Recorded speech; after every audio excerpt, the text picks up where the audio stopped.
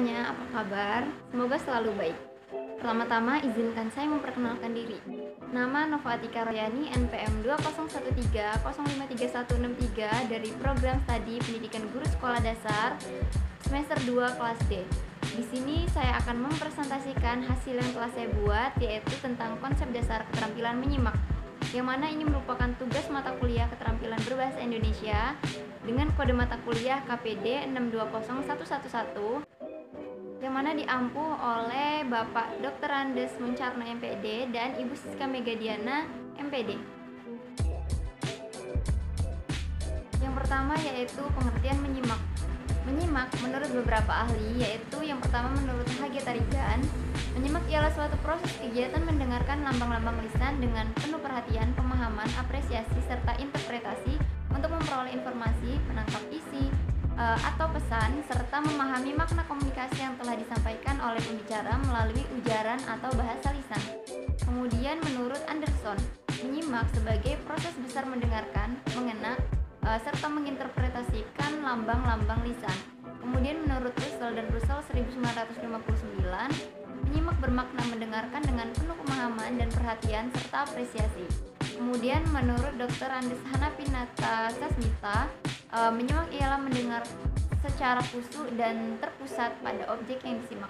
Kemudian menurut Jago Tarigan, menyimak dapat didefinisikan sebagai suatu aktivitas yang mencakup kegiatan mendengar dari bunyi bahasa, mengidentifikasi, menilik, dan mereaksi atas makna yang terkandung dalam bahan simakan.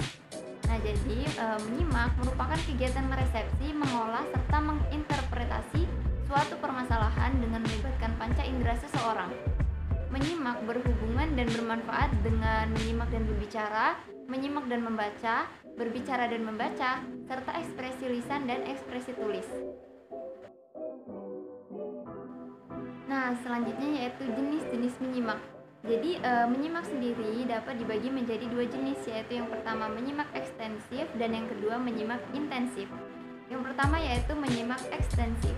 Menyimak ekstensif merupakan kegiatan menyimak yang tidak memerlukan perhatian, ketentuan, dan ketelitian, sehingga penyimak hanya memahami seluruh secara garis besarnya saja. Nah, jenis menyimak ekstensif ini ada beberapa macam, yaitu yang pertama menyimak sosial. Menyimak sosial dilakukan oleh masyarakat dalam kehidupan sosial, seperti di pasar, terminal, stasiun, kantor pos, dan sebagainya. Kegiatan menyimak ini lebih menekankan pada faktor status sosial, unsur sopan santun, dan tingkatan dalam masyarakat. Nah, kemudian yaitu menyimak sekunder. Menyimak sekunder terjadi secara kebetulan. Misalnya, jika seseorang pembelajar sedang membaca di kamar, ia juga dapat mendengarkan percakapan orang lain, suara siaran radio, suara televisi, dan sebagainya. Suara tersebut sempat terdengar oleh pembelajar tersebut, namun ia tidak merasa terganggu oleh suara tersebut. Kemudian yang ketiga yaitu menyimak estetik. Menyimak estetika sering disebut menyimak apresiatif. Nah, menyimak estetika ialah kegiatan menyimak untuk menikmati dan menghayati sesuatu, misalnya menyimak pembacaan puisi, rekaman drama, cerita, syair lagu, dan sebagainya. Kegiatan menyimak itu lebih menekankan aspek emosional penyimak seperti dalam menghayati dan memahami sebuah pembacaan puisi. Kemudian selanjutnya menyimak pasif. Menyimak pasif ialah menyimak suatu bahasan yang dilakukan tanpa upaya sadar. Misalnya dalam kehidupan sehari-hari, seseorang mendengarkan bahasa daerah. Setelah itu, dalam masa 2 atau 3 tahun, ia sudah mahir memahami pesan dalam bahasa daerah tersebut. Kemudian, dia mahir pula menggunakan bahasa daerah tersebut. Kemahiran menggunakan bahasa daerah tersebut dilakukan sebagai hasil menyimak pasif. Nah, di dalam pendidikan, di sekolah tidak menggunakan atau tidak dikenal istilah menyimak pasif ini. Pada umumnya menyimak pasif terjadi karena kebetulan dan ketidaksengajaan. Nah, kemudian jenis yang kedua yaitu menyimak intensif. Menyimak intensif merupakan suatu kegiatan menyimak dengan penuh perhatian, ketentuan, dan ketelitian sehingga penyimak memahami secara mendalam. Nah, ciri-ciri menyimak intensif sendiri yaitu yang pertama, menyimak intensif ialah menyimak pemahaman. Pemahaman dalam menyimak merupakan proses memahami suatu bahan simakan. Kemudian yang kedua, menyimak intensif memerlukan konsentrasi tinggi. Nah, konsentrasi ialah memusatkan semua gejala jiwa seperti pikiran, perasaan, ingatan, perhatian, dan sebagainya kepada salah satu objek. Dalam menyimak intensif diperlukan pemusatan gejala jiwa menyeluruh terhadap bahan yang disimak. Kemudian yang ketiga yaitu menyimak intensif ialah memahami bahasa formal. Bahasa formal ialah bahasa yang digunakan dalam situasi formal. Yang dimaksudkan dengan situasi formal ialah situasi komunikasi resmi, misalnya ceramah, pidato, diskusi, berdebat, temu ilmiah, dan lain sebagainya. Kemudian yang ketiga yaitu menyimak intensif, diakhiri dengan reproduksi bahan simakan. Maksudnya reproduksi ialah kegiatan mengungkapkan kembali suatu yang telah dipahami. Selanjutnya, menyimak intensif itu memiliki beberapa macam, yaitu yang pertama menyimak kritis. Menyimak kritis ialah kegiatan menyimak yang dilakukan dengan sungguh-sungguh untuk memberikan penilaian secara objektif, menentukan keaslian, kebenaran, dan kelebihan serta kekurangan-kekurangannya. Kemudian yang kedua yaitu menyimak interogatif. Menyimak interogatif ialah kegiatan menyimak yang bertujuan memperoleh informasi dengan cara mengajukan pertanyaan-pertanyaan yang diarahkan kepada pemerolehan informasi tersebut. Kemudian macam yang ketiga yaitu macam menyimak eksploratif. Menyimak eksploratif ialah kegiatan menyimak yang dilakukan dengan penuh perhatian dan untuk mendapatkan informasi baru.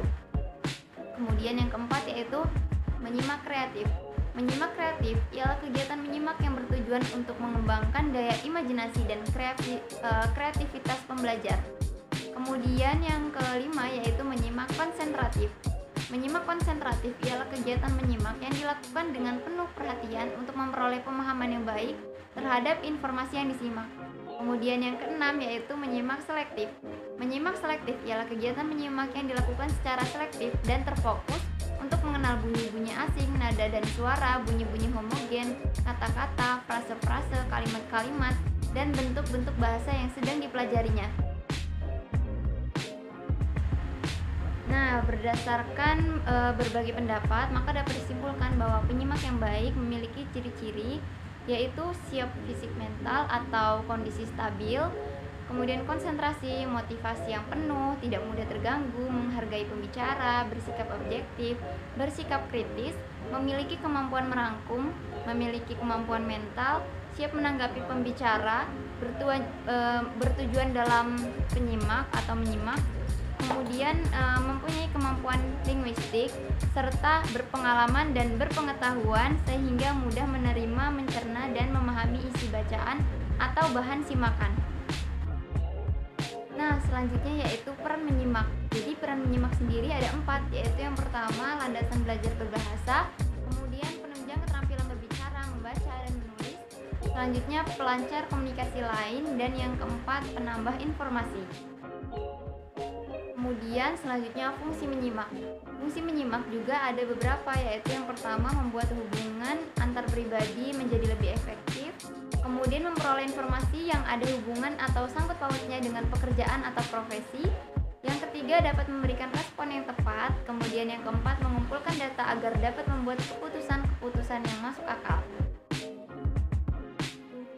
Nah, selanjutnya yaitu tujuan menyimak.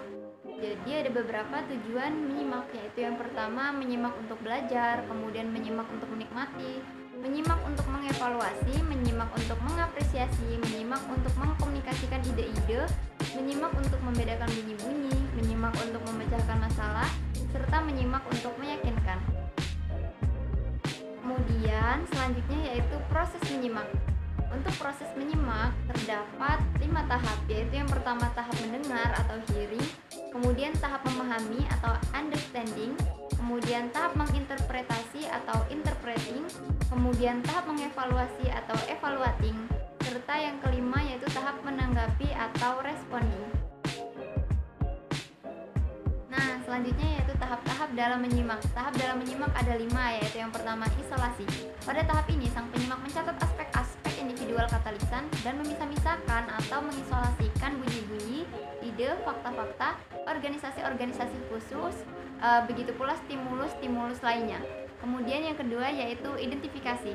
Sekali stimulus tertentu telah dapat dikenal, maka suatu makna atau identifikasi pun diberikan kepada setiap butir yang berdikari itu. Kemudian yang ketiga yaitu integrasi. Nah, kita mengintegrasikan atau menyatupadukan apa yang kita dengar, informasi lain yang telah kita simpan dan kita rekam dalam otak kita. Oleh karena itulah, maka pengetahuan umum sangat penting dalam tahap ini. Kemudian yang keempat yaitu inspeksi. Pada tahap ini, informasi baru yang telah kita terima dikontraskan dan dibandingkan dengan segala informasi yang telah kita miliki mengenai hal tersebut. Kemudian yang kelima yaitu interpretasi. Pada tahap ini, kita secara aktif mengevaluasi apa-apa yang telah kita dengar dan menelusuri dari mana datangnya semua itu. Nah, kita pun memulai menolak dan menyetujui, mengakui dan mempertimbangkan informasi tersebut berikut sumber-sumbernya. Nah, selanjutnya yaitu teknik pembelajaran menyimak. Yang pertama, simak ulang ucap, yaitu memperkenalkan bunyi bahasa dengan cara mengucapkannya. Nah, model ucapan yang diperdengarkan, disimak, dan ditiru oleh siswa. Model ucapan dapat berupa ucapan fonem, kata, kalimat, ungkapan, peribahasa, puisi pendek, kata-kata mutiara, semboyan, dan sebagainya. Kemudian yang kedua yaitu dengar dan kerjakan. Model ucapan berisi perintah diperdengarkan, siswa menyimak dan memberikan reaksi dalam bentuk tindakan. Kemudian yang ketiga yaitu menyelesaikan cerita. Kelas dibagi atas beberapa kelompok. Satu kelompok beranggotakan 4 orang. Nah, orang pertama dalam satu kelompok bercerita, tetapi ceritanya baru sebagian. Nah, dilanjutkan dengan anggota kedua dan ketiga, kemudian disudahi oleh anggota yang keempat. Kemudian budaya daerah yang beraneka ragam merupakan kekayaan bangsa. Nah, keanekaragaman budaya memang wajar karena kebudayaan itu masing-masing dikembangkan sesuai tuntutan lingkungan dan kebutuhan individual. Kemudian yang selanjutnya yaitu merangkum. Menyimak bahan simakan yang relatif panjang dapat dilakukan dengan berbagai cara. Salah satunya diantaranya dengan cara menyingkat atau merangkum ini. Kemudian parafrase. Nah, guru memperdengarkan puisi, siswa menceritakan isi puisi. Yaitu suatu cara yang biasa digunakan untuk memahami isi puisi ialah dengan cara mengutarakan isi puisi itu dengan kata-kata sendiri dalam bentuk prosa. Selanjutnya yaitu menjawab pertanyaan. Cara lain untuk mengajarkan cara menyimak yang efektif ialah melalui latihan menjawab pertanyaan apa, siapa, mengapa, di mana, dan bagaimana. Nah, pertanyaan-pertanyaan itu diajukan atas dengan mengacu pada bahan simakan yang telah diperdengarkan kepada siswa. Nah, selanjutnya yaitu faktor-faktor yang mempengaruhi kemampuan murid menyimak di sekolah dasar, yaitu yang pertama faktor keterbatasan sarana, kemudian yang kedua faktor kebahasaan, yang ketiga faktor biologis, kemudian faktor lingkungan, faktor guru, faktor metodologi, kemudian faktor kurikulum, serta faktor-faktor tambahan lainnya.